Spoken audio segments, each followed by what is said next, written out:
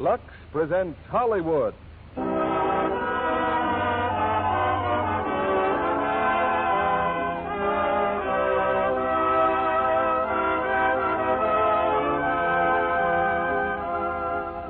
Lux Radio Theater brings you The Unguarded Hour, starring Robert Montgomery, Lorraine Day, and Roland Young. Ladies and gentlemen, your producer, Mr. Cecil B. DeMille.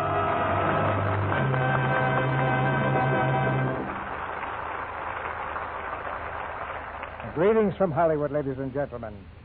On a certain day last June, a 9-inch shell from a German shore battery crashed on the deck of the United States destroyer Barton off the coast of France and fortunately failed to explode. We can thank that happy accident for the appearance tonight of our leading man, Lieutenant Commander Robert Montgomery of the United States Naval Reserve. Most of you read last week that Commander Montgomery had received the Bronze Star Medal for meritorious achievement as operations officer on an American destroyer during the invasion of Normandy on D-Day. I'm sure we're all very proud of Bob and give him our sincerest congratulations. Among the first things on Bob's schedule, now that he's released from active duty, are a picture for Metro-Goldwyn-Mayer and tonight's appearance on the Lux Radio Theater. The picture he is making is titled They Were Expendable, based on the book by William L. White. And our play tonight is The Unguarded Hour, based on the screen hit of Metro-Goldwyn-Mayer, whose picture 30 Seconds Over Tokyo has its world premiere in Hollywood tonight. In The Unguarded Hour, co-starring with Bob, is the ever-lovely Lorraine Day and the ever-talented Roland Young. And together, they bring us one of the screen's most baffling and exciting mysteries. If at any point in tonight's play you can guess the ending, you're either a genius or a magician. And speaking of magicians, I have a letter written in a round and childish hand from one of our young listeners who tells me about a party at her school. She says a magician was there. He had a box of Lux and 3 soiled handkerchiefs. He put the 3 dirty handkerchiefs in the box and shook them up, then opened the box of Lux and presto, pulled out 3 clean handkerchiefs. Then he put his hand through the box to prove they were the same handkerchief.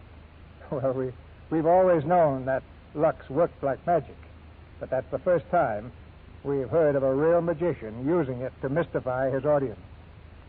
Now as the curtain rises, we move you all to peacetime London and the first act of The Unguarded Hour, starring Robert Montgomery as Sir Alan Dearden, Lorraine Day as Helen, and Roland Young as Bunny.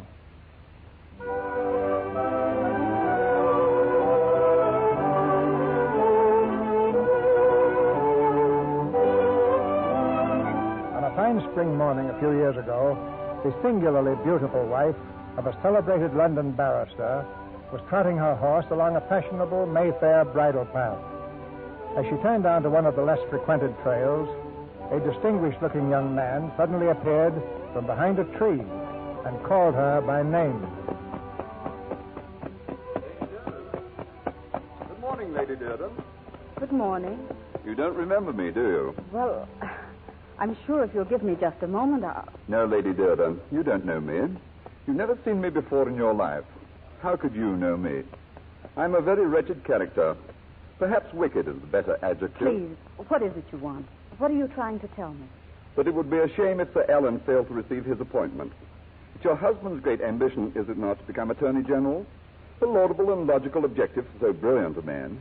I came here to tell you there's a chance he may not be appointed. No doubt you know what you're talking about, but if you don't mind, I'd rather not listen. Lady Dearden, I'm in need of £2,000, and I'd like you to get it for me. Well, my name is Frank Lewis. You see, I'm the husband of a woman so thoughtless that she saved some letters written to her by Sir Alan before he married you. My husband? Yes. My wife and I were separated at the time. She was using her maiden name, Diana Rogers.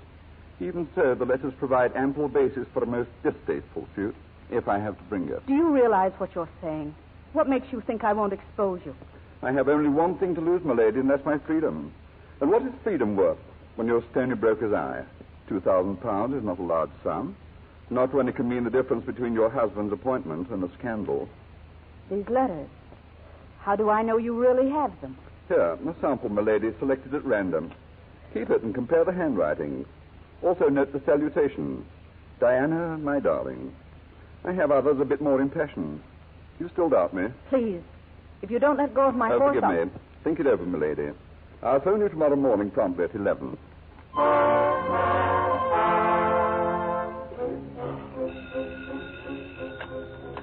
Hello? You reached a decision, Lady Dearden? Yes. When can I get the letters? You're very sensible. You can get them tomorrow in Dover. Dover? Drive down. I'll meet you there in front of the post office at 2 o'clock. But how can I... Tomorrow, 2 o'clock. Dover, in front of the post office.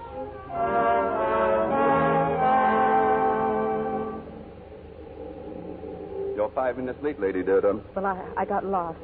It was you who insisted we meet in Dover. Park your car down there. Then take this bag and go across the street to the bank. But I have the money. 2 1,000-pound notes. You'll go to the bank, change the notes into 5 and 10s, then put the money in this bag. Oh, you're mystified? Completely. Just my suspicious nature. Don't stay more than 10 minutes in the bank. If you do, I'll think you're trying to mark the bills, and the deal will be off. And when I leave the bank? Listen carefully. Take the Sunset View Trail to the top of the Dover Cliffs. When you reach the summit, you'll see a large tree. And under the tree in a tobacco tin is a note with further instructions. Oh, I know this all sounds very penny dreadful novelish to you, but, well, that's the way I like it. Wait. There's something else I must know. Yes? My husband and I are leaving for a holiday tomorrow. The Riviera. And you're worried? Haven't I reason to be? Oh, I'm a blackguard, my lady. So I doubt exceedingly if you'll believe anything I tell you. Still, for what it's worth, you have my word. You'll never see nor hear of me again. Thank you.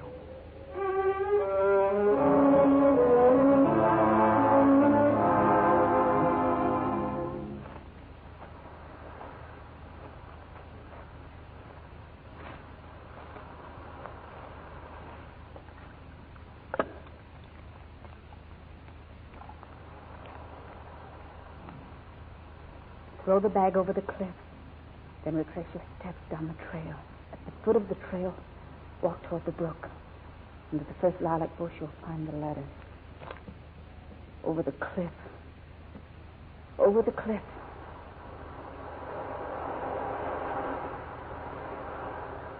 Retrace your steps down the trail. Retrace your steps.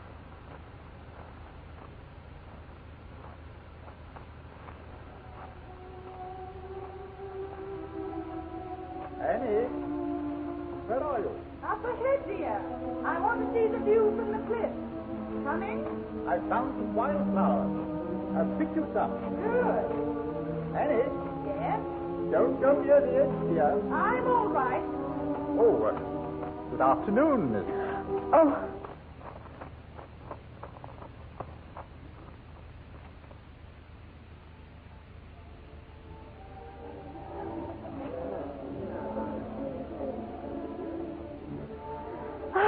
oh, my. I could stay here forever, Alan. Sheer laziness, darling. The curse of the Riviera. Or too long a swim before lunch. Oh, this food. Heavenly. You do feel better, don't you, Helen? What do you mean? I feel wonderful. You really had me worried, you know. Worried? What on earth about? Oh, I don't know. Before we left London, those last couple of days especially, you looked so tired, darling. I just had a feeling something was wrong. But what possibly could have been? Alan, look.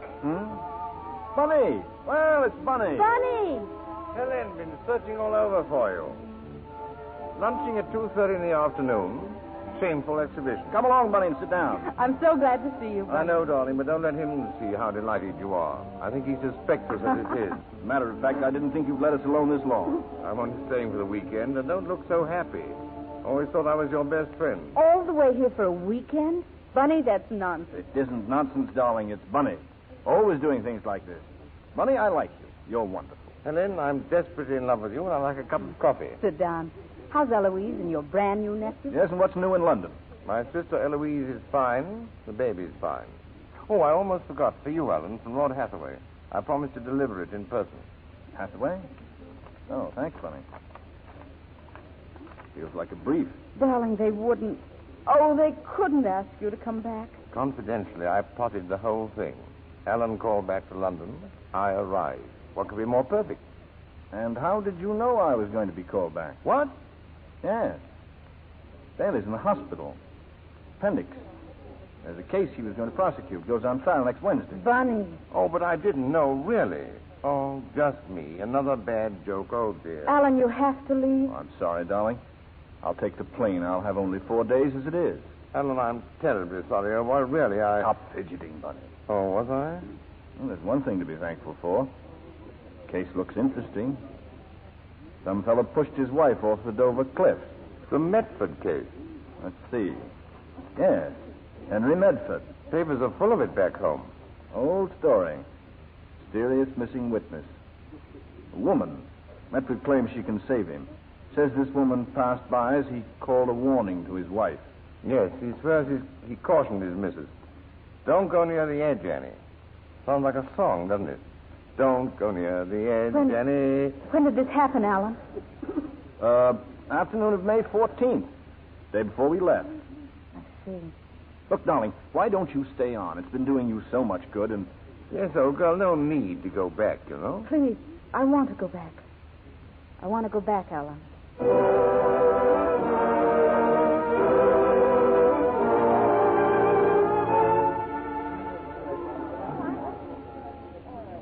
The prosecutor for the Crown may continue. Sir Alan. Thank you, my lord.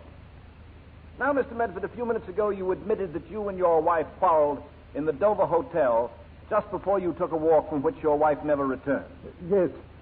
We had a bit of a quarrel, but... What about? I can't answer that question. I tried to tell you the truth. But there are some things you have no right to ask me. She wouldn't wish me to tell you. You refuse to answer? I have to refuse. The jury will draw its own conclusion. Mr. Medford, you also testified that shortly before coming to Dover, Mrs. Medford insured her life for £1,000. At your suggestion. I haven't denied that. She had a premonition that something might happen. She wanted some provision made for her mother. Her mother? Then why is it that you are the beneficiary? Well, her mother's quite old. She didn't want her to handle the money. She knew I'd take care of it. Oh, you would take care of her. And you still maintain that your wife's sudden fall from the cliffs was simply an accident? I do. I warned her against going near the edge. The woman who passed me must have heard me call to her. Ah, yes. That mysterious witness again. Suppose you describe her to the court. Describe her? What was the woman, tall or short, dark or fair? What was she wearing? I can't remember. I think she was wearing a dark brown suit. Yes, a dark brown suit. And her age? How old was she approximately?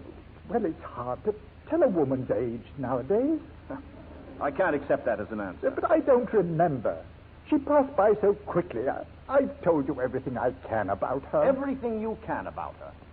Are you aware, Mr. Medford, that England has been ringing with the story of this mysterious woman? Newspapers, the wireless, the police. They've all searched for her, yet she does not come forward. Why? Why won't she make herself known? I don't know why. Then let me tell you. It's impossible for her to appear, Mr. Medford, because this phantom witness of yours simply does not exist. My lord, I beg the court's indulgence. Counsel for the defense? My lord, it is obvious that my client is ill. We request an adjournment until tomorrow. Any objections, Sir Alan? None at all. Court stands adjourned.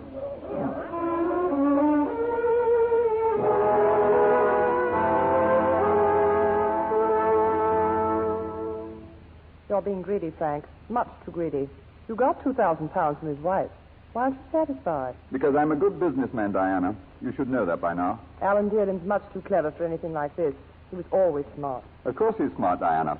That's why he'll pay off. I sold his wife some letters. You'll sell him some letters. And as soon as he becomes Attorney General, we'll have a clearance sale. Sell him the balance and go out of business. Where's your sense of humor? And if he kicks up a row? Then you'll kick up a bigger one. £5,000 against his career. Oh, relax, my girl. He'll know a bargain when he sees one. Telephone him tonight at his home. I'll think it over. You'll telephone him tonight at his home.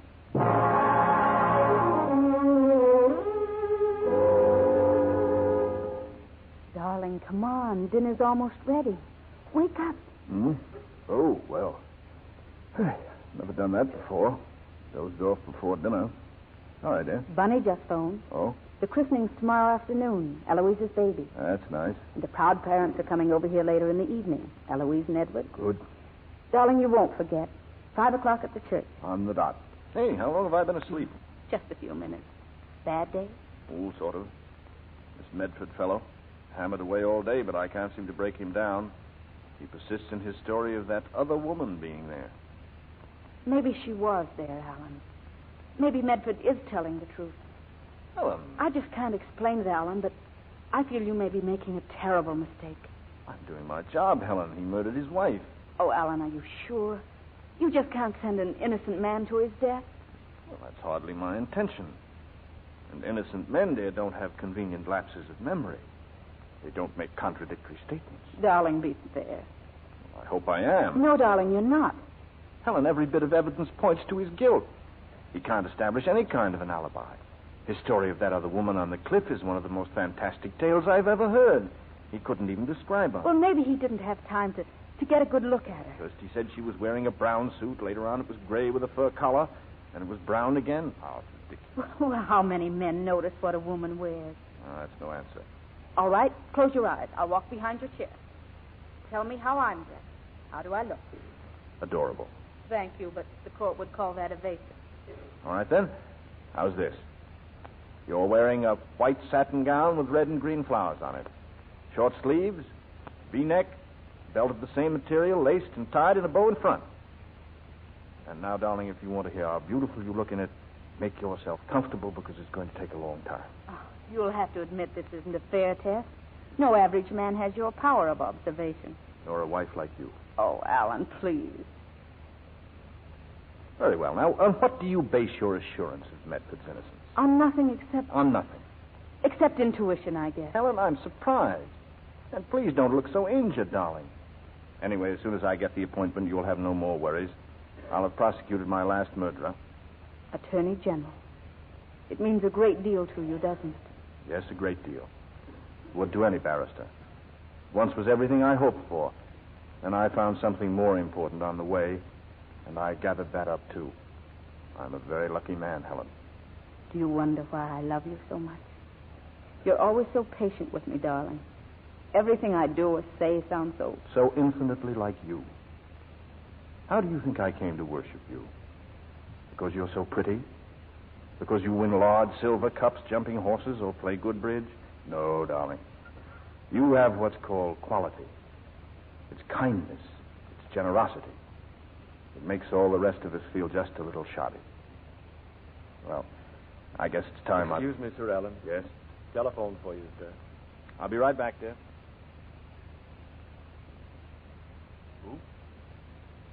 Who did you say this is? Alan, you've forgotten. Diana.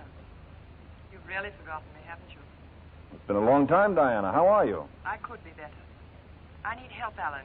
I want to see you tomorrow. Now, wait a minute. I can't say anything more on the telephone except that it's of great importance to you, Alan. For your own sake, you'd better come. Come? Come where? My flat. Number 9 Mallet Street. I'll expect you tomorrow at 5. At 5? But I can't... What did you say? Nothing. I'll be there. Goodbye.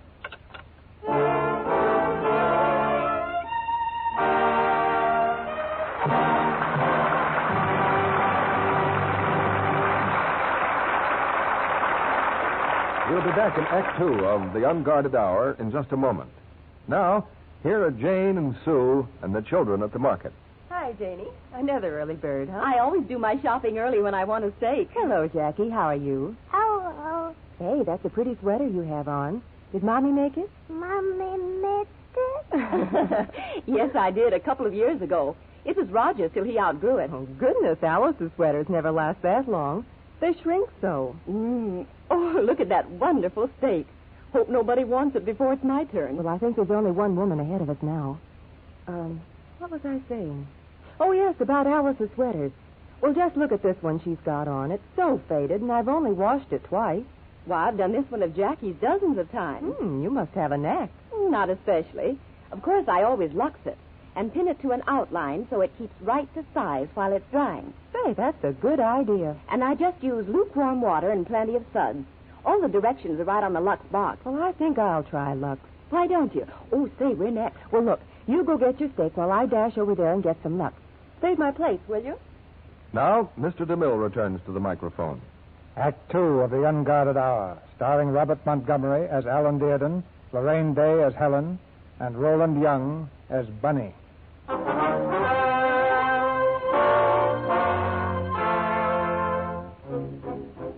It's the middle of the following afternoon. Responding to an urgent telephone call, Mr. Bunny Jeffers has hurried to the Dearden residence.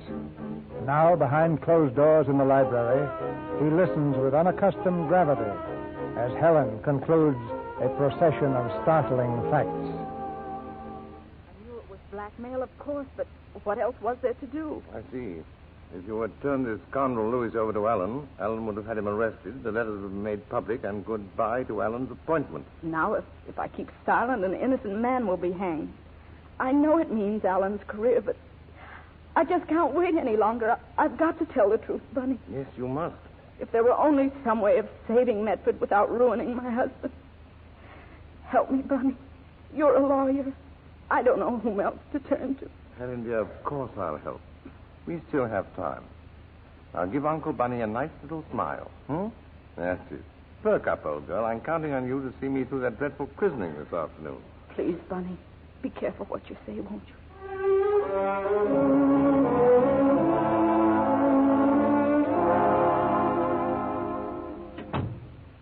Alan?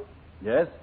Darling, where have you been? We waited and waited for you. Well, I went to the church, but you'd all left. They delayed the christening half an hour.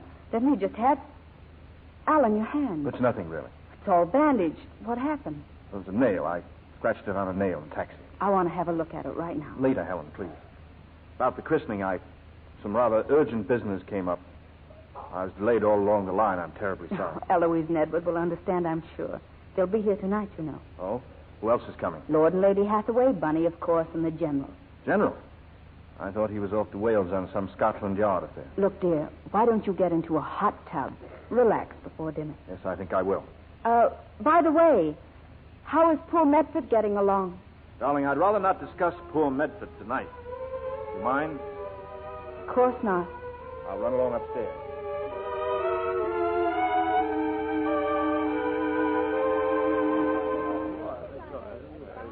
I know I've been inexcusably dull tonight, Lord Hathaway, but I still don't understand why you must leave so early. Doctor's orders, my boy. Bed by 10:30. Eloise, Edward, come along now. Oh, must you, all of you? Cheer up, Helen. I'm staying. So's the General.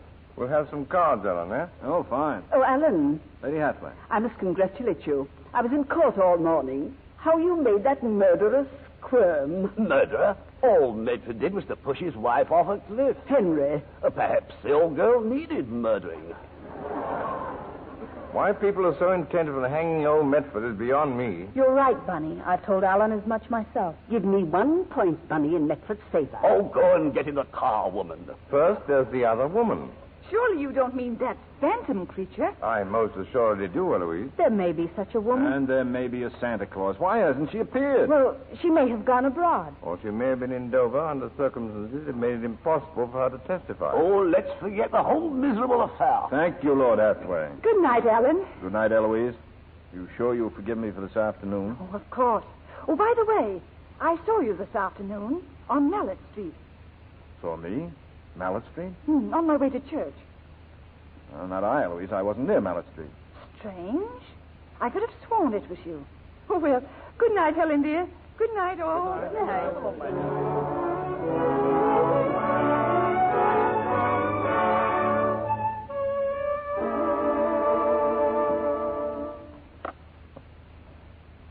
Come on, Bunny. Come on. It's your deal. Just a second. Bunny, what was that you just said? I simply stated, General, that this chain of evidence Alan forged around Medford is nothing more than a chain of coincidence. Well, sure you don't believe that. Curiously enough, he does. Chances are Medford is as innocent as I am. At times, we all have an unguarded hour when we can't remember faces or dates or places. Too bad for Medford. His unguarded hour happens to coincide with his wife's death. Unguarded nonsense. All right, now let's assume a hypothetical crime was committed this afternoon and that you're under suspicion. Now go ahead and prove your alibi. Where were you? What were you doing when you should have been at the christening? And remember, Eloise said she saw you on Mallet Street. Eloise was mistaken. Oh, no doubt, yes. Shortly after 5 o'clock, some business came up and couldn't wait. I left my office. Business took me longer than I expected, and I reached home about 6:15. Oh, that's wonderful. You left your office, yes. Where did you drive to? I didn't drive. Drink, General? Thanks, my boy, yes. Me too, old boy, me too. And answer my question.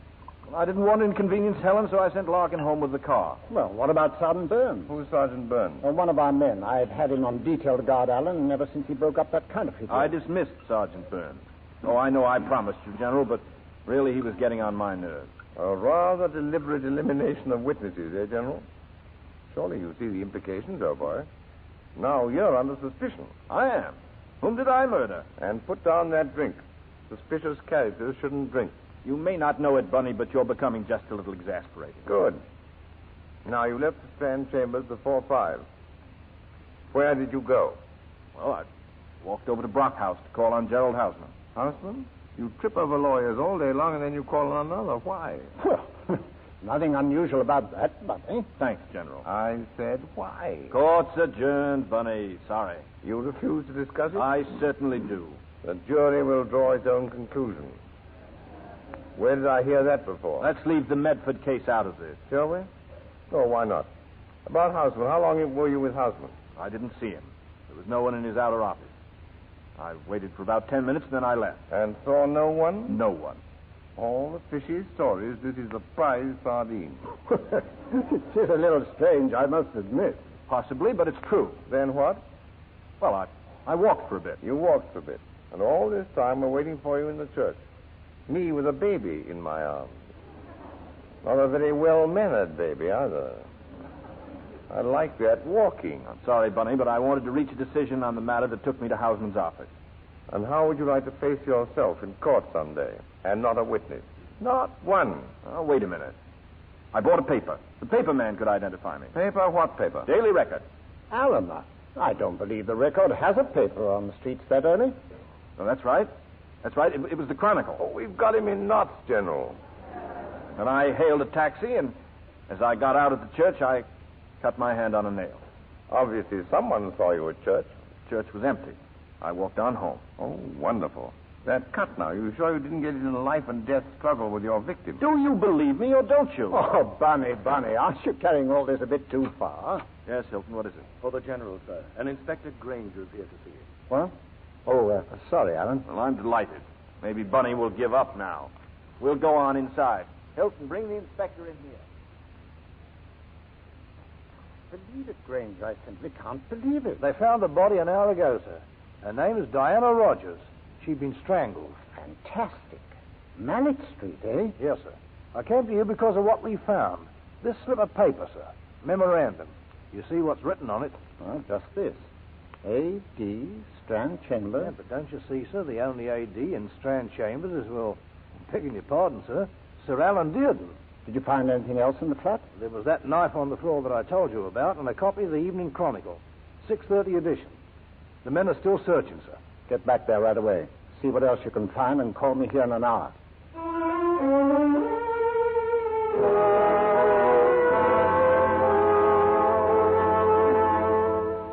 I feel dreadful, Helen. You sitting here all alone while we've been in there talking. Don't apologize, Bunny. I've been writing letters. No, don't apologize. Just go home. Can't go home, my boy. I have to wait for the General. Well, why doesn't he go home, too? I haven't had a moment with Helen, and I'd like one. Hush now. Here he comes. General, we're being insulted. Our host wants to get rid of us. Please don't mind Bunny. He's being simply horrible, General. Oh, but it's late, and I'm terribly embarrassed. Dear me, the inspector just left, and I told him to phone me here in an hour. Please stay as long as you like. Alan, I'm worried about that hand of yours. Darling, please. For one thing, the bandage is too tight. Come on, old boy. Let's have a look. Bunny, I could strangle you without a second's hesitation. What the devil's gotten into you tonight? Me? Nothing, old boy. Why? Alan, hold your hand still. Now, the adhesive. There we are. You see, it's nothing at all. Alan. Have a look, General. Everybody have a look. You're sure you don't want some more iodine? Oh, darling, for heaven's sake. Well, you never can tell, especially if you cut it on a nail. Did it on a nail, eh? Looks more like a cut from a knife. Nobody asked you. Well, if you gentlemen will excuse me, I think I'll run on up. Night, darling. We won't be too long. Try to forgive me, Helen. This is all my fault, really. Oh, please. Good night, Bunny. And don't worry. Don't worry? What's there to worry about? Nothing at all. Always say that. Just don't worry. Alan, about your hand, you were wearing gloves, weren't you? Why, yes. How did you know? Well, the cut ends abruptly at just the place where the seam of a glove would be. Now, about that glove. The dye in the glove is often poisonous. I'd like to see the one you're wearing. Oh, it was ripped. I threw it away. Oh, yes, of course. What did the inspector want, General? Something nice and gooey come up? Well, I suppose I should tell you, but it's all such an incredible coincidence. What is? Well, there's been a murder between 5 and 6 o'clock this afternoon in Mallet Street. I knew it, General. There's your man. Murder? Who was it?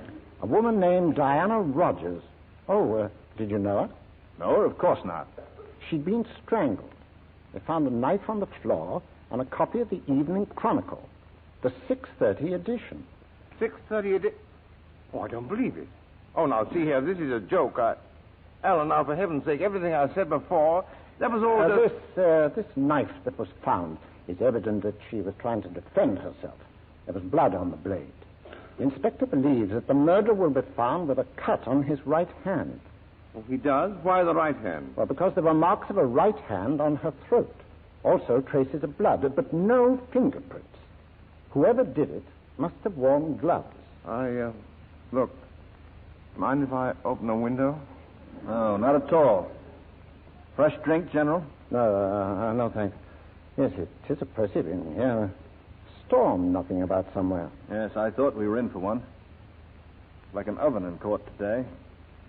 You both of you, why don't you say what you think? 2 and 2 make 4, and I'm a murderer. Alan, I don't know what to say. It's not just a cut on your hand. There are other things, too. About my hand. Bunny was right, of course. It wasn't a nail. When I left Brockhouse, I was followed. Apparently one of that counterfeit gang you mentioned. He struck at me with a knife. When I tried to shield myself, well, I was cut. No, that clears everything up. Where did this attack take place? In one of the lanes as I cut through the embankment. Well, who saw it? No one, I'm afraid. And the man? He simply ran off. Oh, that settles that. Now, don't you think we can be running along, General? Alan, you should have reported it. Yes, I know, but I didn't want to alarm Helen. Oh, the whole thing is perfectly ridiculous. Well, almost all murders are ridiculous. I'd like to know just what you mean by that. Well, I'm sorry, Alan. Sorry, I'm tired out. I've been all day in a courtroom, and I don't want to be badgered with a string of questions. Where have I been? What have I done? What the devil does it matter? Alan, I'm talking as your friend. Go on. Now, what was the business that took you to Houseman's office? I'm sorry, but I certainly don't intend to go into that. That's probably for me. Do you mind? No, not at all. Hello? Lawrence speaking. This is Granger, sir. Go ahead. Well, we found something, sir. A bundle of letters written some years ago to the deceased by Sir Alan Dearden. Very good. I'll come to Mallet Street now. Wait for me. Yes, sir. Well, I think we can run along now, Bunny. General, I'm terribly sorry if I seemed a bit short. Oh, forget it, my boy. Good night. Come in, Bunny? In a minute. Alan, you must trust me. Will you please stop this? I remember that girl. You went with her when we were still at Cambridge. All I want to do is to help you. Help me? You've done a fine job of helping me, haven't you? You and your missing alibis. The newspaper, my cut hand. Eloise thinking she saw me in Mallet Street is like a nightmare. One thing following on top of another, all because you had to have your idiotic joke about alibis. But I tell you, I've explained everything, and I just won't listen to another word about it. Now get out. Get out.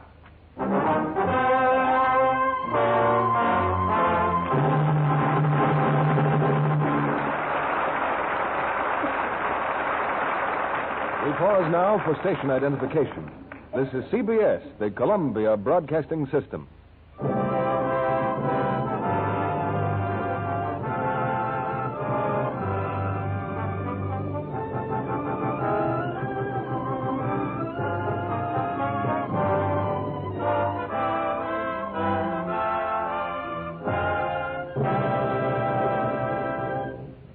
Act 3 of The Unguarded Hour will continue in a moment. But now... Why, what's that you're humming, Sally? The dishwashing song. A song about washing dishes. Mm-hmm. It's an old folk song, and it goes like this. Have the water nice and clean. Put the dishes gently in. Dry them well and make them shine.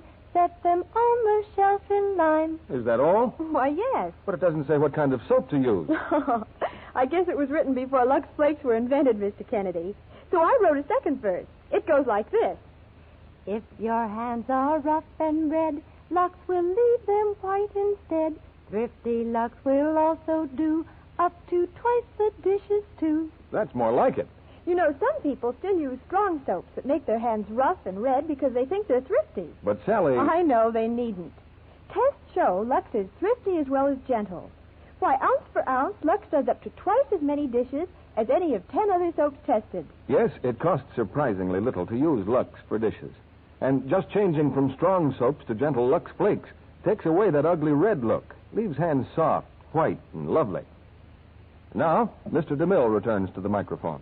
After the play, we'll try to extract some personal news from Bob, and from Lorraine Day and Roland Young, too.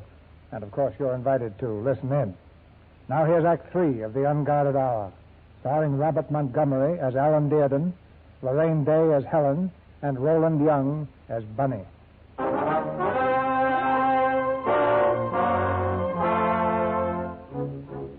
hours have passed, and in the flat of the murdered woman, General Lawrence and Inspector Granger weigh the evidence that has mounted overwhelmingly against Sir Alan Dearden. Field day for the newspapers, General. Sir Alan Dearden, the man who's sending Medford to the gallows, has arrested himself for murder. We're not arresting Sir Alan, not yet, Granger. We couldn't wish for more evidence, sir. Men don't go around strangling women simply because they keep old love letters. There's not the slightest proof that this woman was blackmailing Sir Alan. Well, what do we do, sir? We wait. We wait till we've found a motive. That Medford case isn't over yet. Sir Alan will be in court in the morning, and so shall we. I received a telephone call today from the Dover Highland Bank. Sir? And I wouldn't be at all surprised if Medford's counsel introduces a new witness tomorrow morning, Lady Helen Dearden. Sir Alan's wife? Yes, and when they're through with her, I think we may have found our motive.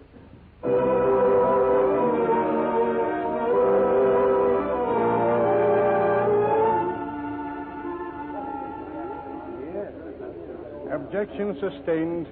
You may rephrase the question if you wish, Sir Alan. Thank you, my lord. Mr. Medford, do you or do you not remember the date on which you insured your wife for £1,000?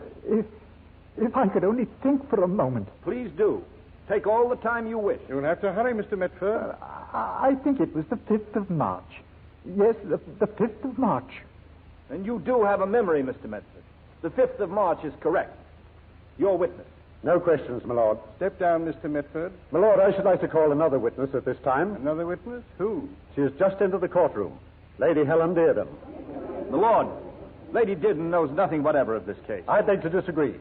I think we shall learn that Lady Dearden knows a great deal. And at the moment, she is a witness. Bailiff, bring Lady Dearden forward and administer the oath.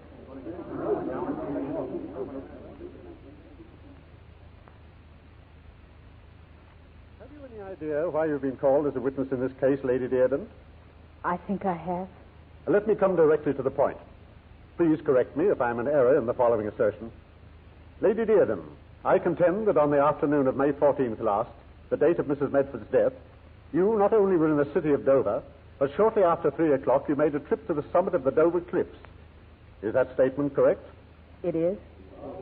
My lord, please, I beg to interrupt. You are not in order, Sir Alan. The defense will proceed. Lady Dearden, why did you go to the summit of the Dover Cliffs? Well, the view. Everyone has heard of the wonderful view from there. Oh, yes, of course. But you saw all that you wished to see in less than 5 minutes.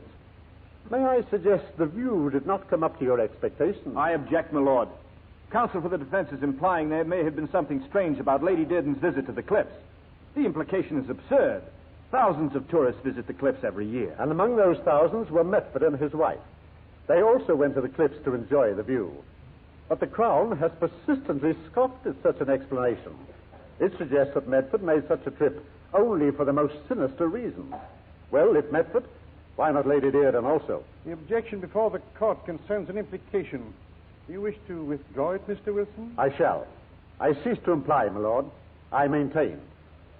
Up to a moment ago, Sir Alan Dearden contended there were only 2 persons present at the scene of the tragedy, Medford and his wife. Now there are 3. And the 3rd person, so often referred to by the Crown as the mysterious witness, is Lady Helen Dearden. She is here now only because a bailiff armed with a subpoena was sent to get her. Why was that necessary? My lord, I am sure Lady Dearden can answer that question. That she's eager to answer any and all questions. I'll cross-examine in my own manner if the Crown will permit. Why did you go to Dover, Lady Dearden? To keep an appointment. With whom? Why must I answer all these questions? What does it matter whom I went to see? Questions are perfectly proper, Lady Dearden. Well, let me seek an answer another way. Lady Dearden, while in Dover, you went to the Dover Highland Bank. You changed 2 £1,000 notes into 5 and £10 notes. Did you not? Please, my lady, yes or no? Yes. You put the money in a small black bag. That bag was found open and empty near the body of Mrs. Medford at the foot of the cliffs. The bag has been identified by the bank clerk who served you. The same bank clerk, mindful that people don't go around changing £1,000 notes every day, had the good sense to jot down the license number of your car. Now, Lady Dearden, after leaving the bank, did you not drive to the cliffs and then walk up the trail to the summit? Yes, sir. I did. And reaching the summit, you did what with the bag of money? I threw it over. You threw £2,000 over the cliff? Why? There was a man waiting for it at the bottom. I gave him the money for some letters. Some letters my husband had written long ago to this man's wife. That was all before Sir Alan and I were married. Did your husband know of this, Lady Dearden? No. I knew what he would have done, and I loved him too much to let him sacrifice his career. Now, Lady Dearden, did you pass anyone on the trail as you went toward the summit? No one. And on the way down from the summit? Yes. Well, at first, I heard voices. A man calling to a woman. I continued on my way down. Around a bend, I passed the man. He was picking some wildflowers. And you saw him? Yes. What did he say to the woman? I don't recall exact words, but he was warning her to keep away from the edge of the cliff. Did the woman answer? She said she was all right or something like that. Did they seem happy? What was the tone of their conversation? Normal, friendly. And this man, did he warn the woman before or after he saw you? Before. You're certain? Yes. Would you recognize this man if you saw him? I think so. Mr. Medford, step forward, please. Is that the man? Yes. Thank you, Lady Dearden. My lord, the defense rests. My lord, I should like to explain Lady Dearden's attitude in this case.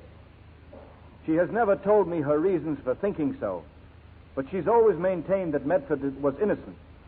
I'm certain she would have come forward voluntarily and prevented any miscarriage of justice. Sir Alan, the defense rested.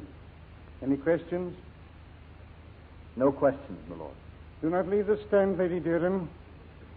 You testified to paying £2,000 to a man in exchange for some letters. Under the law, the man who received that money is guilty of extortion. The court asks that you give his name. I can't remember his name.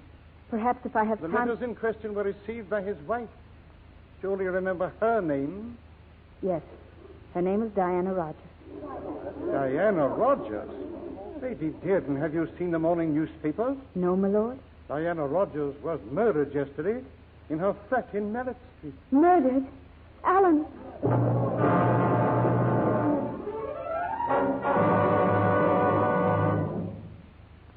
General. What have you done with them? They asked me for a few minutes alone. It's the least I could do for them. They're in that room there. You've arrested Alan? Well, what else could I do? We had the evidence last night. We had the motive 10 minutes ago. Wait a moment. They're coming out. Bunny, I'm glad you're here. Alan, would you mind taking Helen home? Goodbye, dear. Alan. Oh, my darling. Come along, old girl. Come along. I'd like to make a statement, General. Please believe me, Alan. I'll do anything I possibly can to help you. I killed Diana Rogers. Self-defense, of course. She had a knife. Yes. I hadn't seen her in years. 2 days ago, she telephoned and insisted on seeing me. I had an idea what she wanted. Poor Helen. She thought she had bought all the letters. Well, she hadn't. I went to Mallet Street. As I reached her door, I heard someone down the hall. I wanted to avoid being seen. I tried the door, and it wasn't locked, and I went in. The room was dark. As I turned to shut the door, she rushed at me. She sounded drunk. She kept shouting, "So you've come back, have you?" I could see she had a knife in her hand. She'd mistaken me for someone else. She lunged at me with the knife. That's how I got that cut. Then she raised the knife again. I had to defend myself. I grabbed her by the throat. Well, when she'd stopped struggling, she fell to the floor. She's Dead. I assume so. I didn't wait to see. And you still believe she had mistaken you for another man? I'm certain of it. He must have been there shortly before I arrived. Undoubtedly, they had quarreled. You realize, Alan, that all this depends entirely on that other man. Yes. Unless he appears and admits having quarreled with her, I'm afraid your story won't stand up. I'm sure he'll come forward, General. I have an idea it might have been her husband. I hope so. We have a few questions to ask that same gentleman about a trip to Dover and £2,000. Granger. Sir? Find the name of Diana Rogers' husband. Got it last night, sir, from the neighbors. It's Frank Lewis. We've got him on file. Good. Give me his photograph. Yes, sir. I'll have Helen identify his photograph before we pick him up. Meanwhile, Alan... Yes, I know. I have to be formally charged. I'm afraid so. Oh, how's Medford? A very happy man, Alan. A free man. Oh, I saw that he got your letter. Thank you, General. Well, let's get down to Bow Street.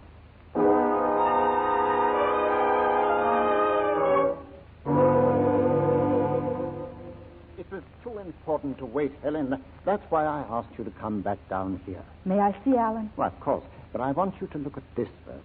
Now, this is a photograph of a man named Frank Lewis. Lewis. That's the name. Frank Lewis. He was the man I gave the money to. Yes, he was arrested 6 years ago for fraud. Now, look at the picture, Helen. Is this the only one you have of him? Yes. Now, that's the man, all right, isn't it? I mean, that's Lewis. No, this isn't the man. Helen, are you certain? This picture doesn't resemble Lewis in any detail. Well, that's very odd, Helen. This man was Diana Rogers' husband. Well, maybe the man she was working with only posed as her husband. Yes, possibly. Granger, come here. In view of Lady Dearden's statement, there's no point in trying to find Frank Lewis. Yes, sir. Oh, why, several reporters outside, General. Is there anything we can tell them? Oh, yes, I suppose so. Tell them that Lady Dearden was unable to recognize the husband of Diana Rogers as the blackmailer.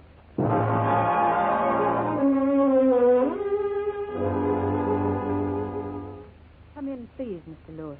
You're not shocked to see me, Lady Dearden? No, I counted on hearing from you. I've been reading the newspapers. It was very decent of you not to identify me as the blackmailer. It wasn't the truth, you know. No, but you had a very good reason for not identifying me, didn't you? Since the police no longer want me for extortion, I'm now free to help Sir Alan. Yes. You were the man who quarreled with Diana Rogers, weren't you? She was a very unsavory character, milady. You don't know how much your word can mean to us now. Milady, I never relish seeing an innocent man punished. Then you'll come with me and make a statement at Scotland Yard? Why, of course, that's why I'm here. Oh, before we go... Yes? I hope to travel extensively after Sir Alan has been released, and traveling is so costly. How much this time? £10,000. I have my heart set on a ranch in Canada. You'll get it. It may take me a day or two. You trust me? I have a very good reason to trust you, milady. You need me even more than I need you. Well, shall we visit the yard? So we picked up Bunny on the way and came right down here, General. Yeah. Now, Mr. Lewis. General? The man who blackmailed Lady Dearden, the man who used your name and posed as Miss Rogers' husband, you have an idea who he is? The way Lady Dearden described him, I assume he's this chap my wife became involved with after we'd separated. A chap name of Adams or Abbott. We're very grateful to you, Mr. Lewis, coming forward as you did. Oh, about Mr. Lewis's statement, General? Granger's having it typed out now. I sent for Alan, Helen. I thought he'd like to be here. Come in. The prisoner, General. Oh, darling. Alan. Alan, meet Mr. Lewis, Miss Rogers' husband. Well, it appears I can help you out of this mess, Sir Alan. Yes, so the inspector told me. Mr. Lewis's statement, General. Oh, yes, sir. I'll read this back to you, Mr. Lewis. On the afternoon in question, I called on my estranged wife to discuss a divorce. She was drinking and abusive. There was a violent quarrel. She ordered me out of her flat. As I opened the door, she grabbed a knife and screamed, "If you ever come back here, I'll kill you." I make this statement voluntarily in the interests of justice. Signed, Frank Lewis. Now, if you'll sign this, please. Here's a pen. Oh, You're not removing your glove? Oh, no need of that, old man. Just my signature, you know. Well, Alan, with this statement, your plea of self-defense is watertight. No jury in the land would convict you. And now, if you're done with me for the day, I'll say au revoir. I'm so grateful, Mr. Lewis. Not at all, my lady. I think the least I can do is to shake your hand, Mr. Lewis. It's quite all right.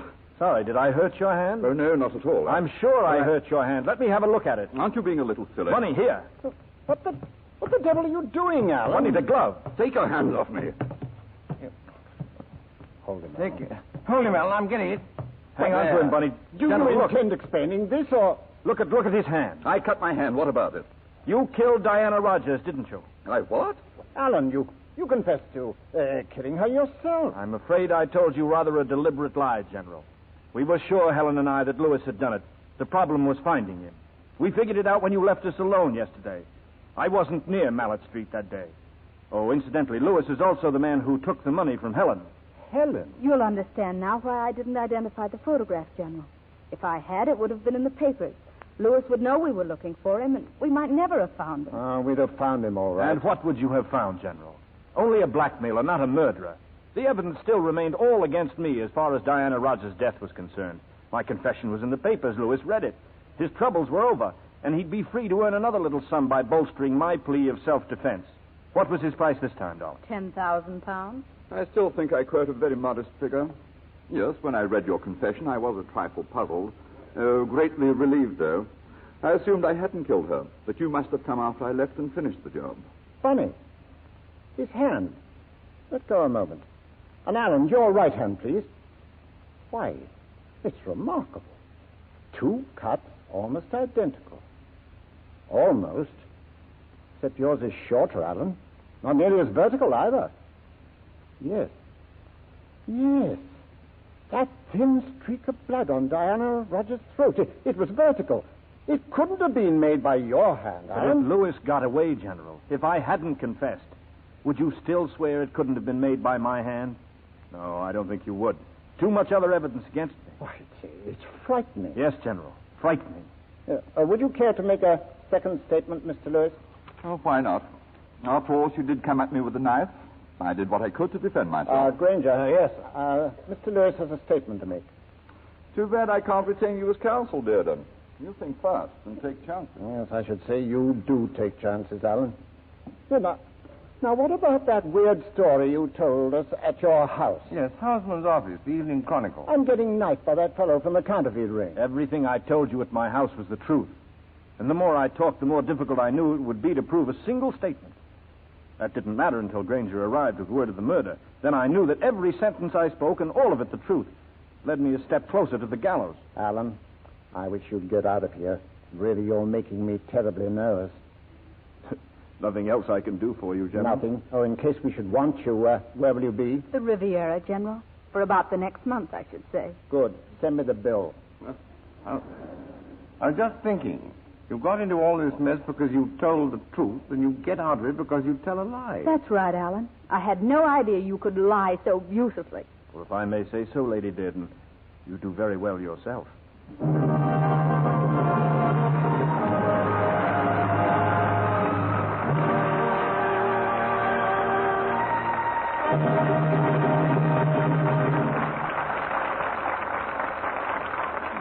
Our stars return in a moment to take their curtain calls. You know the old saying that misfortunes often come in threes? Well, sometimes 3 is a lucky number. It would be good luck, wouldn't it, if you could keep all your pretty underthings new-looking 3 times as long? Well, you can do just that by giving them gentle Lux Care. It seems surprising that the way you wash things can make such a difference, but it does. Very careful tests by the famous United States Testing Company, Incorporated, proved how very much easier Lux Flakes are on colors and fabrics. A great many slips were washed repeatedly by wash day methods, handled roughly, using strong soap and hot water. Then, exactly the same kinds of slips were washed the Lux way. You should see how quickly the slips faded the wash day way, and how seams pulled, shoulder straps frayed. The Lux garments kept their color, looked lovely and nice as new even after 3 times as many washings. So every time you use those rich, gentle Lux suds for underthings and other nice things, too, you're being very thrifty. Now, back to Mr. DeMille and our stars. And now we're happy to welcome Bob Montgomery to our footlights after his 4 years in the service. And with him, Lorraine Day and Roland Young share their curtain call. You gave an excellent performance, all of you. Thank you, C.B. It's good to be back with all of you, C.B.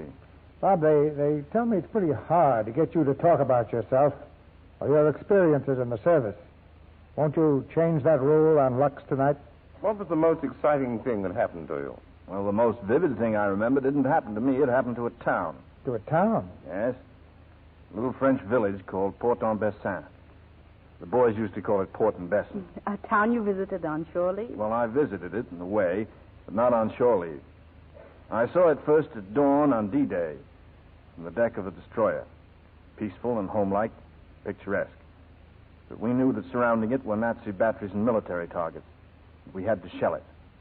I thought at the time the French who lived there would never forgive us. We shelled that village for 2 days until the swastika came down and the French tricolor took its place. Then did you go ashore? No, but that day in scores of little fishing boats, the people sailed out to us, singing, calling their thanks, throwing flowers on the deck. They were the people you thought would never forgive you. I guess they knew your shells were bringing freedom with them, Bob. Well, I know for me that town is a sort of a symbol of this whole war, in which people are glad to face suffering and sacrifice and danger so long as they know these things can bring them freedom. And when I see people like that, I realize what a privilege it is for Americans here at home to be able to buy war bonds, not just buy them, load up on them. Yes, I can imagine that you appreciate the reasons for this war bond drive better than most of us. Well, from what I've seen of the men who are doing the fighting in this war, I know they don't question what we do back home. They just take it for granted that we're no stingier with our dollars than they are with their lives. That's what I mean when I say it's not just an opportunity, it's a privilege to buy those war bonds that will help give them the stuff to fight with and bring them home a little sooner. Well, you've given us something to think about, Bob. By the way, you know, Lorraine is wearing a uniform these days. Lorraine? Hey, in our next picture for Metro-Goldwyn-Mayer, she's a whack. What's the picture called? Well, it's not definite, but I think they're going to call it Thank You, Ma'am. Oh, well, I look forward to seeing it, Lorraine. Right now, I'm looking forward to hearing what you have for Lux next Monday night, C.B. Well, you've probably seen the international RKO picture, Casanova Brown. I love it. Well, next Monday night, we're bringing it to this stage with Gary Cooper, Thomas Mitchell, and Joan Bennett. You'll find Gary in more funny predicaments than a prune has wrinkles. We'll be listening. Good night, C.B. Good night, C.B. Good night. Good night. The Unguarded Hour was a very pleasant 60 minutes.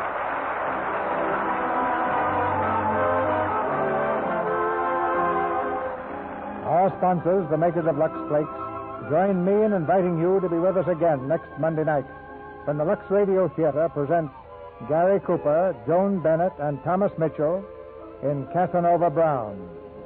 This is Cecil B. DeMille saying good night to you from Hollywood.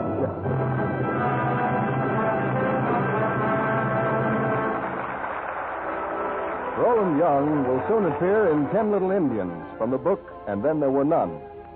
Heard in tonight's play were Charles Seale, Norman Field, Claire Verdera, Alec Harford, Gloria Gordon, Eric Snowden, Raymond Lawrence, Boyd Irwin, Jacqueline DeWitt, Fred Warlock, and Leslie Dennison. Our music was directed by Louis Silvers.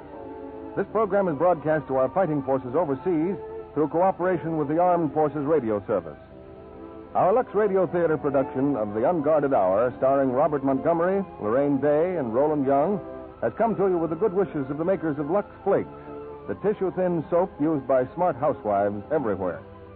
And this is your announcer, John M. Kennedy, reminding you to tune in again next Monday night to hear Casanova Brown with Gary Cooper, Joan Bennett, and Thomas Mitchell. Fry. Brand for cake and pie. Fry. Every time you fry. Fry. It's the shortening by. Yes, ma'am. New Spry cakes are lighter, better tasting. Spry pastry is so tender and flaky. Spry fried foods are crispier, so digestible.